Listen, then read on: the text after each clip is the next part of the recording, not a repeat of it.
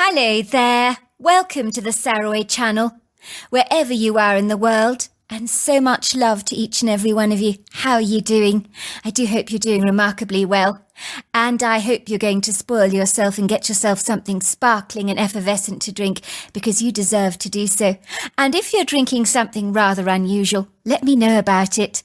So before we get started, don't forget to subscribe to the channel, click the notification bell and the thumbs up. And let's get started with tonight's story. Dear Sarah, and all your lovely listeners, the unfavourable night was ominous, as the young man drove towards the old weathered-looking farmhouse, in his father's slightly beat-up second-hand truck, that had almost certainly seen better days. It was a pity that the truck didn't drive quietly.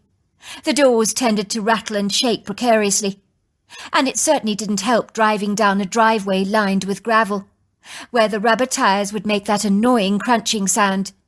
It would seem the battered old truck, that was good only for the knacker's yard, would violently shake, wobble and squeak, as it trudged awkwardly over the rough country roads, like a prehistoric piece of barely operable farming machinery, making no apologies for the clattering, juddering noise it made. The noise was similar to the sound you hear on a wedding car, with just married splashed on the back windscreen, and ribbons of metal cans dragging behind it, clattering loudly against the asphalt road. Tonight the antique, weather-beaten, rusted old truck could not afford to be noisy. As if the young man woke up the sleeping household, he could potentially be in grievous trouble. Let's just say even his freedoms, everything he'd worked so hard for all his life, could be in grievous jeopardy. The old farmhouse was unremarkable, but distinctive, with its crooked chimneys and the slightly battered-looking roof, along with the bleached, tired-out blue shutters. If you hadn't known better, you might have thought a very unprofessional builder had laid the foundations of the building, as the walls were not perfectly straight, and everything was slightly out of alignment, but in a strange way its imperfections and slightly higgledy-piggledy stone walls gave the house oodles of character. At dusk, all its conspicuous imperfections were masterfully veiled and obscured. The stone house was all but a dark silhouette, as only a hint of bashful moonlight peeked curiously through the sky. The stars seemed somewhat dull and subdued in their parsimonious offerings, as if the sparkling night performers had suddenly decided to cancel their flamboyant, twinkling, star-studded performance for the evening. The lack of illumination made everything seem inauspicious, as the young man parked his truck in an isolated, ambiguous, grassy clearing, clandestinely cloaked behind the mantle of the lofty trees, so that no one would hear or see his clandestine, furtive approach. He killed the engine, punching out the headlights, and his truck shuddered until it was finally out cold. The long-legged, gangly silhouettes of the trees were like prodigious giants, with gnarled, outstretched arms that moved in the slight breeze.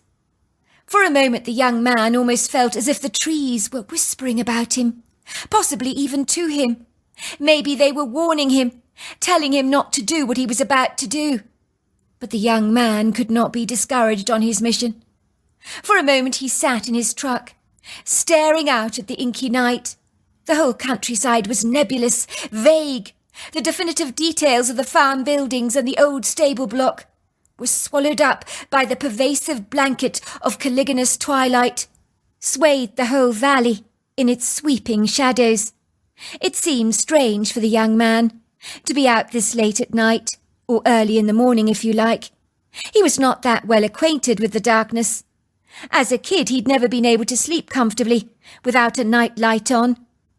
Slowly but surely, he tentatively climbed out of his truck, barely shutting the door behind him, to avoid making any noise. In a trice he became profoundly aware of the slightest sounds, knowing full well that any noise could be his greatest undoing, and potentially lead to disastrous consequences that he did not want to entertain. He was still a far distance away from the farmhouse, but he navigated his way easily through the knee-high grass that brushed against his pants, the moisture of the cold morning dew lathering his ankles with its wet touch. For a moment he stood still, to get a full sense of his bearings, as he knew the layout of the land very well and the best shortcut to the farmhouse. It was about 3 o'clock in the morning. He could hear the crickets and frogs singing their cheerful choruses and feel the soft wind beating against his skin, like a cool, refreshing hand caressing his face. It offered his anxious heart a light reprieve from its thunderous beats.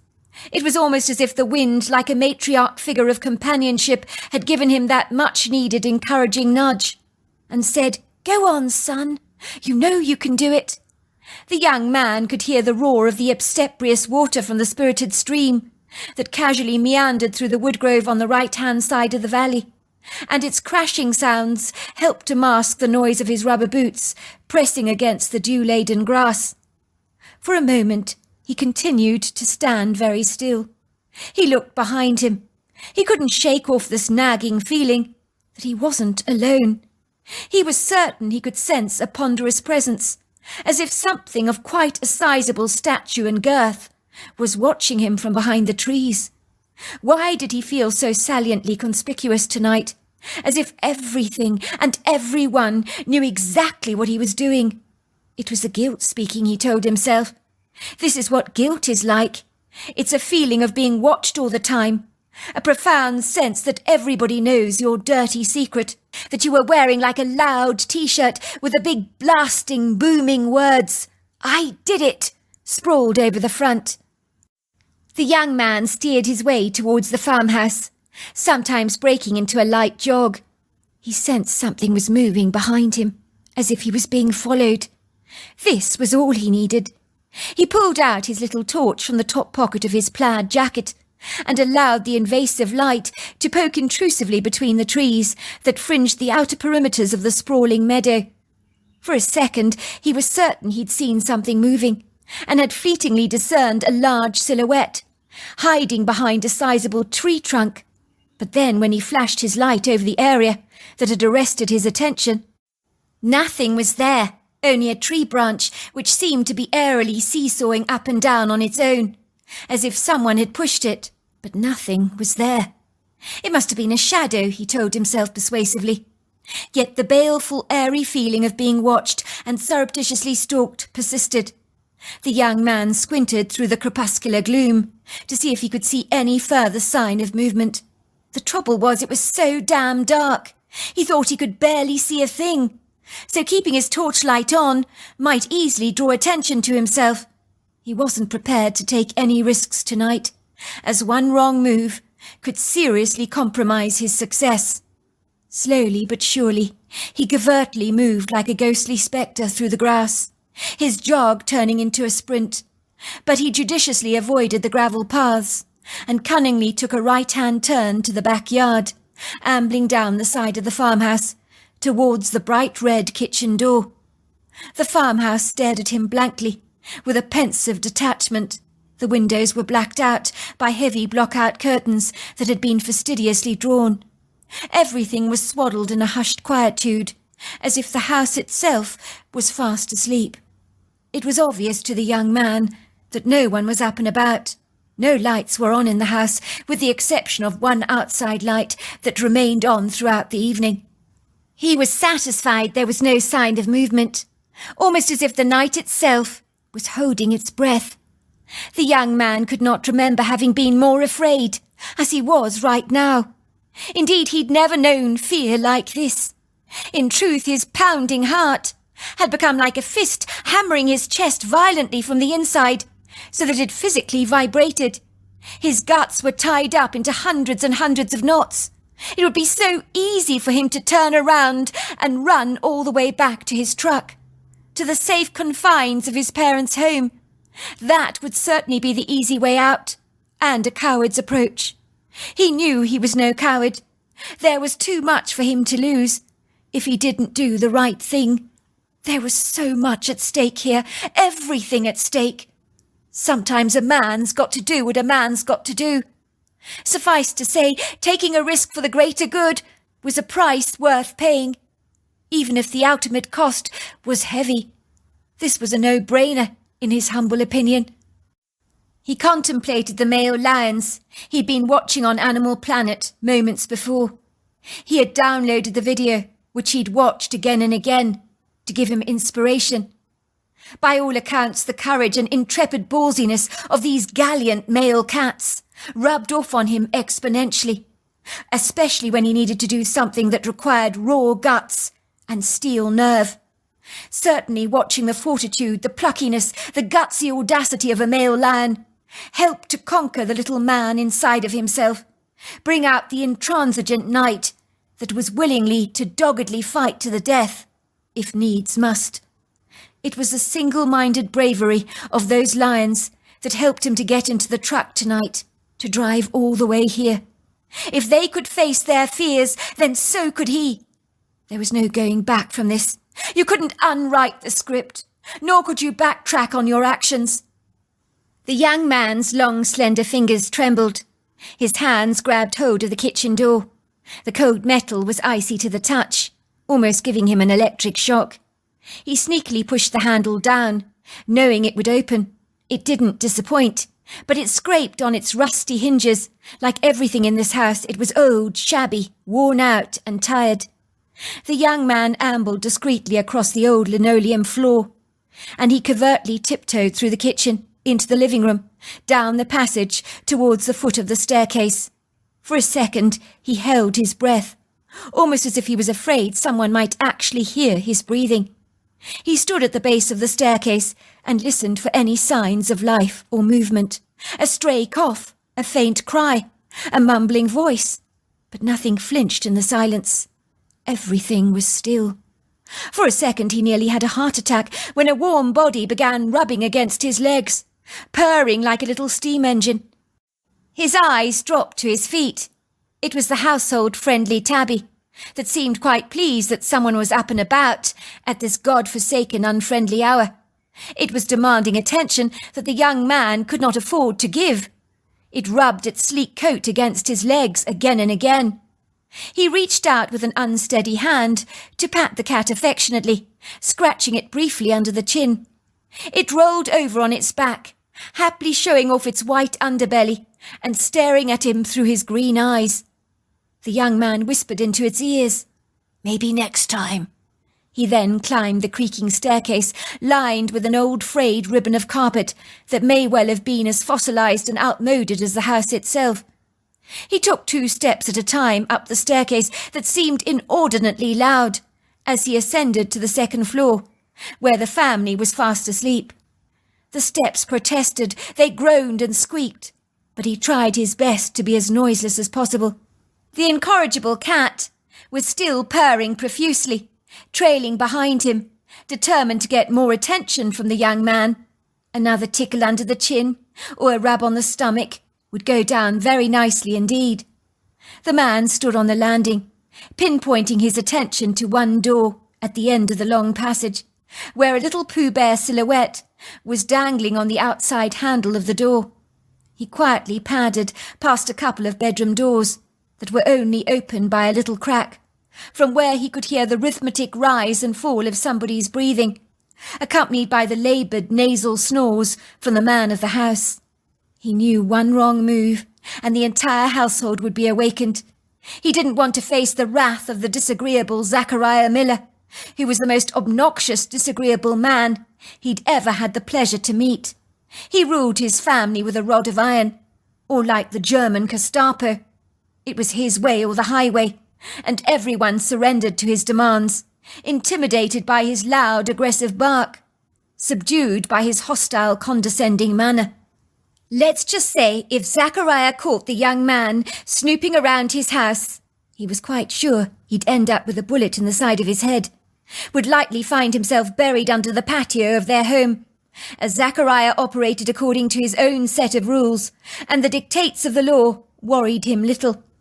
The young man stood at the end of the passage, clandestinely pushing open the door of the nursery, and was surprised that the door did not squeak or screech in protest. In a trice, his rapid breathing became laboured. His pounding heartbeat increased in intensity. Indeed, it became so loud, it was the only sound he could actually hear. He moved cautiously towards the bassinet, his body trembling like a jelly. The adrenaline coursed through his veins, burning them like a fiery red hot caustic acid. The bassinet was parked in the middle of the room, like an island surrounded by an ocean of oakwood flooring. It was positioned directly opposite the window, where a tiny glimmer of moonlight peeked through the curtains, offering him a faint enough illumination to see what needed to be seen, without stumbling awkwardly around in the darkness like a blind man. The room smelled pleasantly agreeable, of baby powder, soap and lavender. He noticed a trolley set up against the side of the room, lined with a baby bath and a plethora of bath products. And on one wall were shelves covered with teddy bears and all kinds of toys. Moments later he bent over the tiny sleeping form, lying comfortably swaddled in a white blanket. He scooped out the sleeping child into his arms, terrified he might wake him up. Tiny fingers prodded into his. The child gurgled. Big blue eyes opened up to stare into his, and for a brief second the child let out a little chuckle. A fingernail of dread skirted up the young man's spine as the cat jumped into the crib very suddenly, still purring incessantly, determined to get as much attention as the sleeping toddler. "I've got to do this," the young man told himself firmly, grabbing the child in his arms, his pulse racing, his adrenaline screaming. "You're coming with me, little one," he said, "even if it means I go to jail for a very long time." The cat meowed in protest as the young man hurriedly scurried away. It was clear the cat would have appreciated a stomach rub, a nice scratch under the chin, but it seemed that this time the nighttime visitor was otherwise preoccupied, which was such a bummer for the disappointed cat. With the toddler now in his arms, the man with the stealth of a black leopard and the cunning of a fox sneaked furtively down the passageway, towards the staircase, back through the living room, finally into the kitchen. He could hear the sound of the cat mewing, padding behind him, following him everywhere he went, occasionally meowing, which is not what the young man wanted to hear. Well, not now, anyway. In a trice he speedily scooted soundlessly towards the kitchen door, slipping it open and closing it behind him discreetly. The stirring child began to twist in his arms, but he hurriedly rocketed through the meadow as fast as a March hare, his heart pounding, his head glancing over his shoulders to check that no one was following him. But the stoic farmhouse seemed locked in a deep trance-like sleep. Before long, the little toddler was strapped in a baby seat next to the driver's seat in the truck. The clanking, crashing sound of the battered truck could be heard stealing away in the night, when all that was left was the whispering trees, the cool breeze, and an oblivious sleeping household, soon to awaken to a bassinet that contained a sleeping tabby, but the child would be gone. Officer Murray's account. I had been called over to the Zachariah Miller farmhouse after the report of a missing toddler had come to my attention.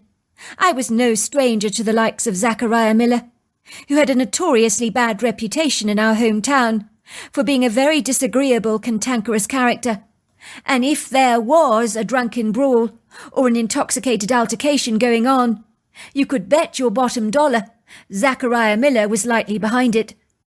I had noticed that when Zachariah entered a local bar, it was like the Red Sea would part and divide. The locals would shrink away, giving the man all the space he needed. The bar manager would give Zachariah exclusive, immediate service, rather like a celebrity of note. I think people were genuinely afraid of the man, especially after a local man called Wayne had shortly gone missing after a physical altercation with Zachariah Miller. Try as we might to find any evidence to point to Zachariah being behind the missing man's disappearance, it had been like looking for a needle in a haystack, so the man could not be convicted or charged without the benefit of any evidence. Indeed, he may not have done anything to the likes of Wayne, but the coincidences were remarkable, and I was not a man that believed in coincidences. I was surprised that Zachariah had called me out to his farmhouse, for the man had absolutely no respect for the police, regarded us like the roaches he would personally like to exterminate. Men like him would rather drink their own cow's urine than deal with the likes of the police.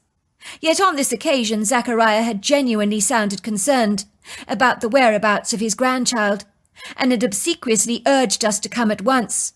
So now I was on my merry way to visit the most disliked person in our town.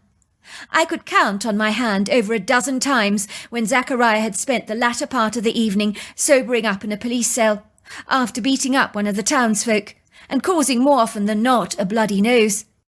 Then there were the scattering of times when I'd been called over to the house due to a 911 call from the man's frightened daughter Greta, who would tell us her mother had been beaten up by her father, and despite sustaining a broken rib, a broken jaw, a broken ankle, not to mention a plethora of black bruises, Mrs. Miller refused to file any charges against her husband. I couldn't understand women like her. Believe me, I've met many like her in my years as a police officer, some whose naivety and unwillingness to file charges against their abusive husbands has cost them their lives in the end. I was worried Mrs. Miller might end up just like one of them. Zachariah was one of those men that if you pushed him too far, he might just snap. I felt certain that Mrs. Miller was in danger. Of course, I'd warned her about this numerous times, told her it was in her best interest to file a report against her husband. But the stubborn woman was unwaveringly resolute that she could never ever betray the man she'd married, even when he'd physically hurt her from time to time. I knew both mother and daughter were terribly afraid of Zachariah's temperamental mood swings, and yet they steadfastly remained under his roof, as loyal, devoted members of the family. It was a beautiful crisp morning. It was autumn in Ohio. The countryside was written in the atmosphere of a poem, as everything was resplendently ablaze, with a plethora of golden colours, from the sycamore and cottonwood trees, along with the rich red hues seen in the Ohio buckeye trees, and the bright orange from the maples. The landscape had never been more magnificent. The soft morning sunshine was soothingly mellow. The Miller farmhouse with its wood and stone walls looked a little unkept, as if it hadn't had a makeover in many years. But in a strange way the old, rather uneven, asymmetrical stone house, with its crooked chimneys, peeling paint on the wooden windows, and washed-out blue shutters, with its blazingly obvious imperfections, seemed almost sculptural against some of the very curvaceous trees of the woodgrove. In truth, the interesting brown shades of the stones complemented the greens and golds and reds of the trees, now boasting their full flush of colour. I drove down the gravel driveway, as pebbles pinged doggedly against the undercarriage of my truck. When I arrived at the farmhouse, I could see two wilted, disquieted faces of both mother and daughter, peering down at me curiously from the second-story window.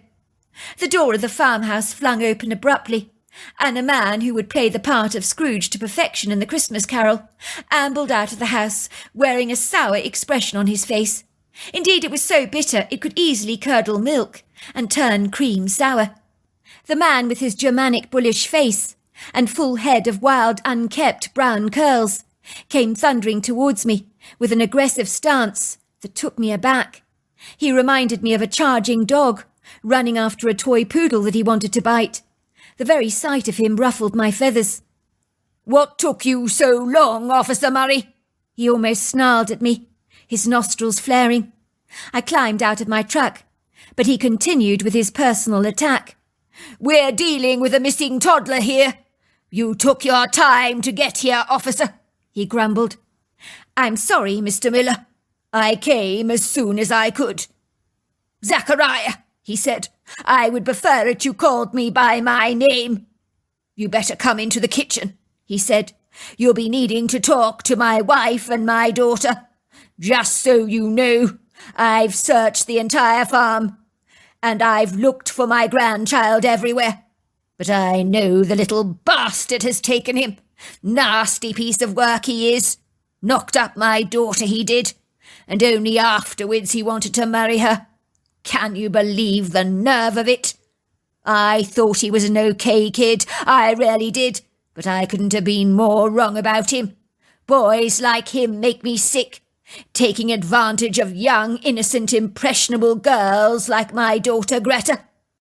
Let's just say he'll marry my daughter over my dead body. I think he's taken our grandchild. He's going to pay for this. I hope you'll lock him up when you find him. Throw away the key, so he never sees the light of day again. Come this way, he says. I dutifully follow him. Zachariah walks over to the staircase and barks, You can come down now. Talk to the officer. Tell him everything you know. I then follow Zachariah into the kitchen. I was relieved to see that when the two reticent women entered the kitchen, Zachariah had left. Both mother and daughter looked like two timorous mice being bullied by the household tabby. It was apparent that they did what they were told. Both women nervously sat down opposite me, their faces puckered by worry lines, and puffy and pink, obviously from tears that they had recently shed. It was clear that both the women were devastated about the missing toddler. They had no comprehension of what could have happened to him. I understand your little toddler, Jamie, went missing last night. I need you to tell me everything you remember. Greta, the mother of the missing toddler, nods. The tears spill down her cheeks, while her mother tries to comfort her by patting her reassuringly on the back. She's wearing a very grim expression on her face, as if she fears the very worst for her grandson. I don't know what happened to Jamie, Officer Murray, says Greta obsequiously, but I need you to find my baby boy. Someone crept in here last night. Someone stole him from me. He's been cruelly abducted. I can't imagine who could do such a dreadful thing. It defies belief. Your father seems to think that the child's father would have abducted your son. What do you think about that, Greta? Is he barking up the wrong tree? Of course he is. Why, the very notion is absolutely ridiculous. Walker would never, ever take my child. He knows my baby belongs to me. He'd never, ever do such a cruel thing. He loves me. He'd never hurt me like this. It's not in his nature, you know. He's a very good, decent man. Is the father of your child still involved in your son's life, Greta? No, my father won't let me have anything to do with him, says the girl sorrowfully. He thinks that Walker is a bad man. But he's got such a good heart, officer. He really loves me. But Dad doesn't want him anywhere near the farmhouse, especially after he made you pregnant. How old are you, Greta, may I ask? I'm 23, officer. I look at the young woman incredulously. I can't believe people like Greta actually exist in this day and age. This young woman and her mother allow themselves to be bullied by the likes of Zachariah Miller at the expense of all else. I can tell Greta is hopelessly in love with her boyfriend, the father of her baby. Yet her father's totalitarian dictatorship over her life has robbed her of living her life to the fullest and making her own personal decisions for herself, rather than being persuaded by her father's arbitrary, domineering influences. Why don't women like this stand up for themselves, for goodness sake, instead of allowing a great big overbearing bully to walk all over them and crush them like a boorish bulldozer so that they become like the chaff from a wheat crop? It was ridiculous, I thought. Not only did Zachariah Miller have his wife pinned under his crab-like pincers, but his daughter too. It seemed incongruous. You'd think a promising, intelligent girl like Greta, with her whole life ahead of her, would have ran off with her boyfriend Walker, instead of living under this objectionable man's monocratic wrath. It was clear that both women were frightened of Zachariah, but were foolishly accepting of their plight. I agree with my daughter, officer, says Mrs. Miller, her eyes brimming with tears. Someone came in here last night. They stole little Jamie. It's just too dreadful for words. We haven't stopped crying all morning. We leave our kitchen door open at night, officer, and someone crept in here. They took him, but I don't know who could possibly do such a cruel, outrageous thing. At what time did your toddler go missing, Greta? Greta looks at me earnestly. I can't honestly say, officer. I wish I could. I have a baby monitor in my bedroom, and I immediately go into the nursery if my toddler is crying. But he was very good last night. He didn't bother me much, so I got a good night's sleep. I must have visited his bedroom at about 2 o'clock in the morning, and when I came into the nursery later on, my little boy was gone. We heard nothing last night. There were no signs of an intruder, and the gravel outside our house is so loud it would wake the living dead if we were to hear someone. But we heard nothing. It was extraordinarily quiet. What time was it when you discovered the empty bassinet? It was about 6:30 in the morning, officer. I found our cat sleeping in the bassinet, where our Jamie should have been, but our toddler was gone. I don't even know how our cat got into the room. The door was almost certainly shut. There were pieces of grass on the floor, a little mud, but nothing else. Do you know of anyone that might wish to harm your child, Greta? My thoughts were focused on Zachariah. I know your husband, Mrs. Miller, is a volatile man at best. Did he... Officer Murray, how dare you suggest Zachariah would ever hurt a hair on Jamie's head? I know he can have a hot temper at times and be a little cranky, but despite everything, he loves his grandchild. I have to ask, Mrs. Miller, as your husband has beaten you around from time to time, and you've refused to file charges against him. Someone who has violent tendencies in the household is capable of doing a great deal of damage in my experience, and let's just say, if the wrong buttons are pressed, all hell can break loose.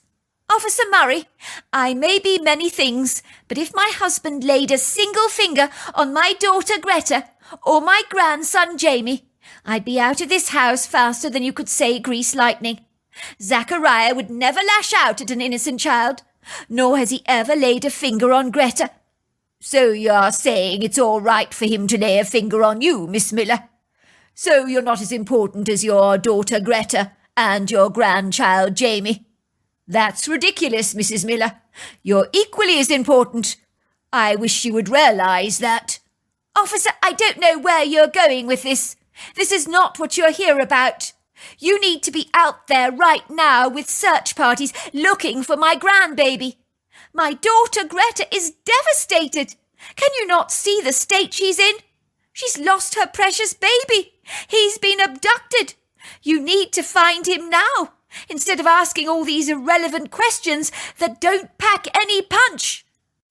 Mrs. Miller, with the greatest of respect, that's exactly what I'm here for, and what I'm intending to do, to find your grandchild. But I won't succeed in doing my job thoroughly if I don't ask you the relevant questions. I hasten to say that often in abduction cases, the answers are far closer to home than you may actually think.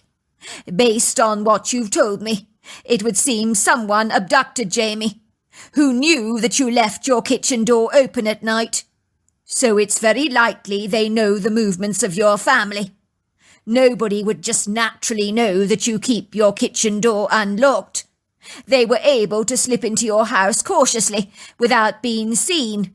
They knew exactly where they were going, and they successfully stole your toddler. Could you tell me more about your boyfriend, Greta? When did you meet him? Greta is looking exasperated with me. How many times do I have to tell you, Officer Murray? Walker had absolutely nothing to do with the abduction of Jamie. I met him when my mother wanted some new kitchen cabinets for her birthday.